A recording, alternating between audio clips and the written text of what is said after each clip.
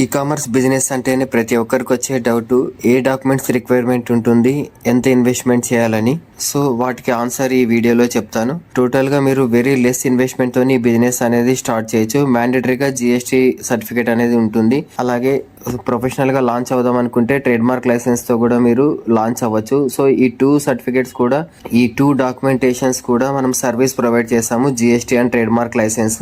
అలాగే Amazon, Flipkart, Meesho total మీకు registration process నుండి ప్రోడక్ట్ సెలెక్షన్ కన్సిస్టెంట్గా 365 డేస్ ఎటువంటి ప్రోడక్ట్స్ అయితే మనం ఫైండ్ అవుట్ చేస్తే ఆర్గానిక్గా మనకు సేల్స్ ఎక్కువ ఉంటాయో అటువంటి ప్రోడక్ట్ సెలెక్షన్ ఎలా ఫైండ్ అవుట్ చేయాలి, అలాగే లిస్టింగ్ ఎలా చేయాలి, ఎటువంటి కీవర్డ్స్ యూస్ చేయాలి, ఎటువంటి ఇమేజ్ యూస్ చేయాలి, అలాగే అడ్వర్టైజ్మెంట్ ఎలా రన్ చేస్తే, ఏ స్ట్రాటజీతో రన్ చేస్తే మనకు సేల్స్ అనేది హై వాల్యూమ్లో ఉంటాయి. ఇటు టోటల్గా మనకు స్టెప్ బై స్టెప్ ఎటువంటి పీడిఎఫ్స్, రికార్డింగ్ వీడియోస్ లేకుండా పర్సన్ టు పర్సన్ స్పెషల్గా నేను కేర్ తీసుకొని క్లాసెస్ తీసుకొని మీకు గైడ్ చేయడం జరుగుతుంది. సో మీకు ఇంట్రెస్ట్ ఉంటే డిస్ప్లేలో కనిపించే నంబర్కు కాంటాక్ట్ అవ్వండి.